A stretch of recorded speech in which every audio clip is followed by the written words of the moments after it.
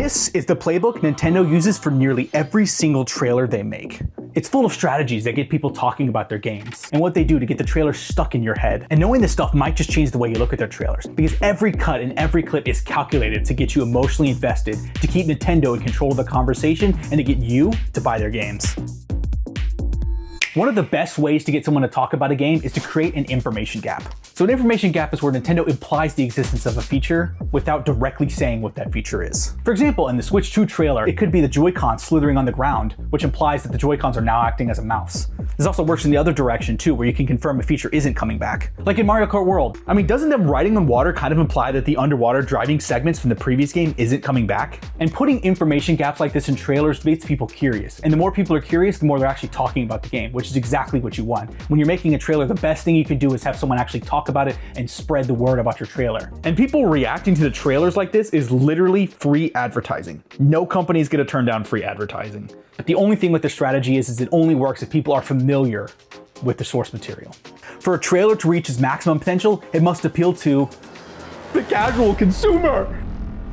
Have you ever wondered why Nintendo starts off their trailer showing Mario running around, Kirby sucking an enemy, and getting transformed? That sounds weird. Or you think this stuff would be a waste of time? But it's not just to fill time. It's strategic because it shows the casual consumer what you're actually doing in this game. I mean, the casual consumer in this case could be a mom watching it because her kid is trying to convince her that he needs the Switch 2. And I mean, look at those Joy-Cons, they rotate now. Stuff like that, it's essential. And when making a trailer, did you consider grandma? Did you? Because Nintendo did. Because no matter what we believe, the casual consumer outnumbers us. So having this information at the beginning of the trailer is essential for their strategy to work. So a trailer isn't just a one and done thing. Nintendo drip feeds out the trailer to maximize its impact. And so typically Nintendo has 4 major trailers: a teaser trailer, 2 flagship trailers, and a launch trailer. They'll have other smaller trailers kind of surrounding this, but those are the 4 main ones. So they space apart their trailers like this so that the consumer is constantly being reminded about the next game. Because in the age of the internet, people's attention spans are short, you know, it's obvious. But imagine if Nintendo just dropped the ultimate trailer for their next game. One giant massive trailer showing off everything there is. People would lose their minds and then promptly forget about it. I mean, in reality, core fans would probably talk about it for longer, but really, the casual consumer is gonna forget about it real fast. And for a company Nintendo size, they really need that casual consumer to be talking about it. Let's talk about the teaser trailer. The teaser trailer always sets up what the game is. Who would have thought? But the first impression of a game is crucial. And a lot of these trailers are really just like, hey, this game exists now. At least for now. A lot of times you'll see this for really highly requested games like Metroid Prime 4, Pikmin, other games like that. They always save that logo reveal for just the end, giving just enough like graphics or CGI to kind of make you guess like, what is going on? What is this? And when they finally show the actual logo, they pause for just long enough for you to do like a little Nintendo shimmy. That's not just me, right? I'm not the only one that does that. The other way they'll do a teaser trailer is by confirming the new direction that the series is going in. They'll typically just have like little small clues in there, like in the Pikmin 4 trailer, you can kind of see where the camera angle is at, it's kind of panning. This is kind of like all the Pikmin games previously were kind of top down, now it's a little more level. Same with Mario Odyssey. Mario Odyssey was a 5-second clip in the Switch 1 reveal, and it showed a ton of information. You can glean a ton of stuff from it. Like the camera in this game is now level with Mario, which kind of implies that it's got free roam camera. Even though the teaser trailer is showing off one thing, it kind of gets people to ask a lot of questions. Like, is this whole game gonna be set in the desert? That seems kind of strange. But even though the game obviously wasn't set entirely in a desert, getting people to speculate on a teaser trailer like this is really important for it to be actually effective. And sometimes even the title itself can imply it. You know, Kirby Air Riders kind of implies that you're no longer just playing as Kirby and there's going to be other characters as well. The next thing Nintendo always does is that the trailers must be accurate. And Nintendo wants you to trust them. And I get it if you don't trust them. They have done a ton of shady stuff as a company. But when it comes to making games, they want to be seen as reliable. So their trailers accurately reflect what kind of experience you're going to be getting with the game. Like, does the latest Pokemon game run at 12 frames per second and have 6 pixels to render a Pokemon? Well, at least they're honest about how the game looks. But having this information available is really important to actually building trust with the company. Like, Game Freak doesn't have a ton of trust as a company, but if the game's going to run terribly, at least the trailer will accurately show that. And if the trailer's showing accurately what the game is going to be about, you're going to keep watching their trailers. They're going to keep building that momentum. Each direct, there's going to be more and more viewers, hopefully. This trust is so essential for them because Nintendo directs their events that people want to watch. And a lot of it is because of these high quality trailers. Like, think about that for a second. Thousands of people want to sit around and watch 20 to 30 minutes of advertising. Other industries would kill for this level of attention. And this is only possible because people trust Nintendo to be accurate with their trailers. Accurate. Man, accurate sounds weird now. That word has lost its meaning to me. And it's good that they don't really use CGI trailers, because seriously, who likes CGI trailers? No one's gonna watch CGI. Okay, well, Smash Bros is a bit of an anomaly here. They love to break a lot of the rules with this game, but I mean, Smash Bros is kind of a rule breaker. I mean, the reveal trailer for Smash Ultimate was a CGI Splatoon fake out. In fact, most of the character trailers in this game are CGI. I am Steve. It's really appealing to massive, hardcore fans of either the series they're in or just fighting games in general. Then Smash Ultimate has a lot more trailers than usual, but I mean, fighting games always have a ton of trailers anyway, which kind of leads me to my next point. Trailers must always fit the space that they're in. Nintendo's not going to talk about their strategy game the same way they're going to talk about their Italian party game. And no game is going to appeal to everyone, so they're going to want to make sure that their core features are represented accurately. Yeah, see, I don't know what any of this is, but strategy fans hopefully will understand this. You guys get this, right? This, I get this. It's a cozy game. I understand cozy.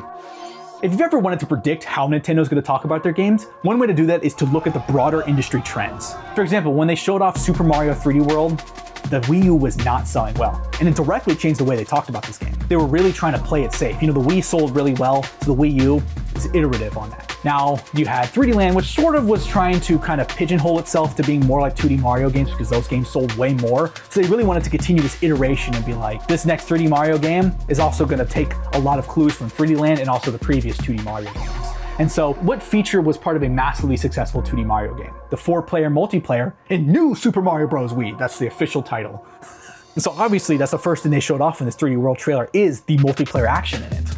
Now, showing this off, was this the most effective thing to do? Because the first trailer wasn't met with universal praise, and there was a lot of people that were upset that the old open-ended levels of 64 and Mario Sunshine were dead. But I think in this case, Nintendo trailers still must be accurate. I mean, they can't make a game something it's not. But it makes sense. When they're playing it safe, they're going to showcase a safe feature from a game that sold well. And you can see this. If the Switch 2 is not selling well, it's going to directly change the way they're going to be talking about their games. You know, games are getting more expensive. Consoles are getting more expensive. So Nintendo's really going to try and look at how do we appeal to our fans? And if you're going to appeal to your fans, how do you do that?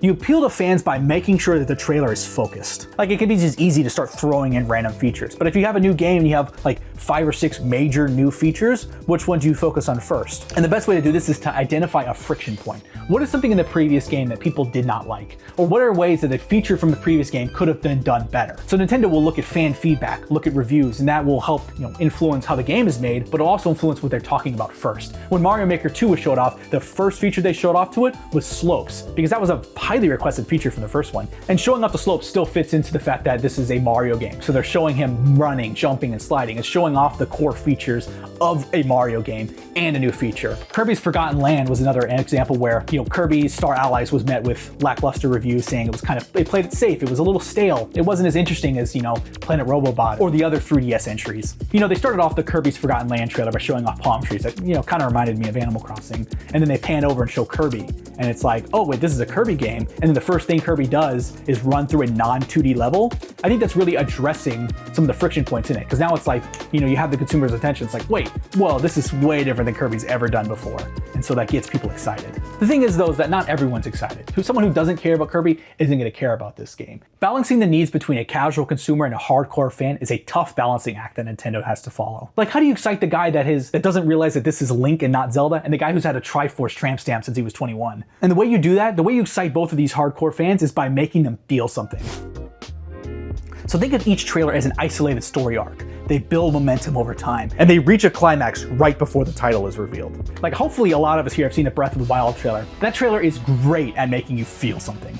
And it works even if you're really not sure who this guy is.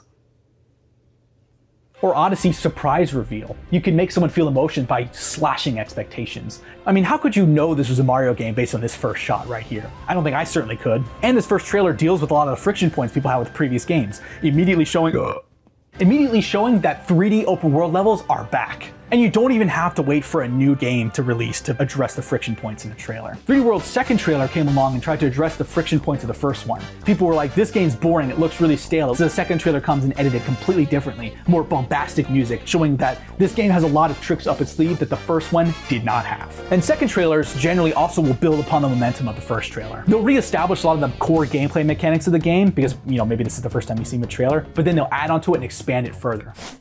Sometimes consumers just need a little bit of extra convincing on a game. One way you can tell if they're trying to convince you that this game has value is if they're showing off some of the Easter egg levels. In Super Mario 3D World, they show off this, Mario Kart level. This is something that's a spoiler. Nintendo usually does this because they think people just aren't that convinced by this game. Especially after the first trailer, the reception to that, they're just wanting to give it that little bit of extra value. Donkey Kong Bonanza does this as well. They have the retro games level in there. That's something that, again, I feel like would be kind of a spoiler. So if you ever see these little Easter egg things, you can know Nintendo is not convinced that people are convinced about buying this game. But it's far easier doing this for established IPs because people are inherently more interested in things they're familiar with. So when Nintendo is advertising a new IP, they tend to focus on the new gimmick of that game and highlight why it's actually cool to play that way. For example, in Drag X Drive, they're trying to show how the controls work to get people to wonder about what kind of tricks you can pull off.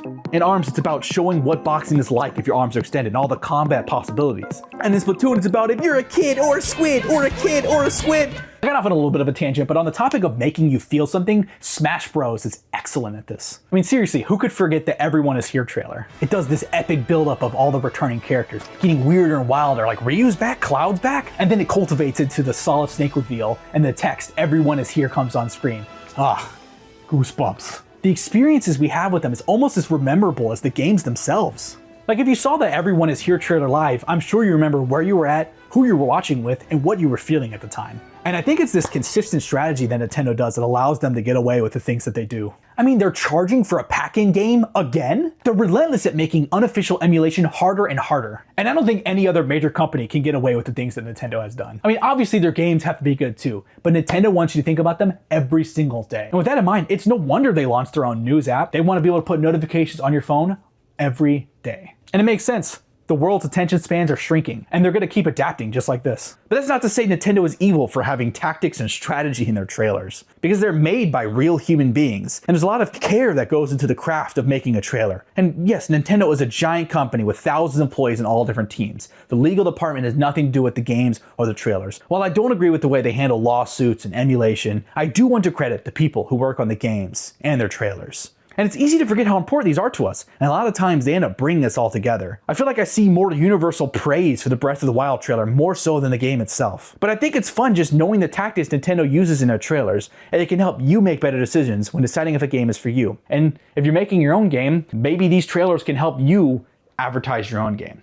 It's just fun to learn. You just took a crash course in marketing. Congratulations, you just got tricked. I just tricked your brain. I've also got another video about how Dragon Quest defined an entire genre using simple mechanics right here. And if you made it this far, thank you so much for watching. Please consider subscribing, it helps the channel out a ton. See ya.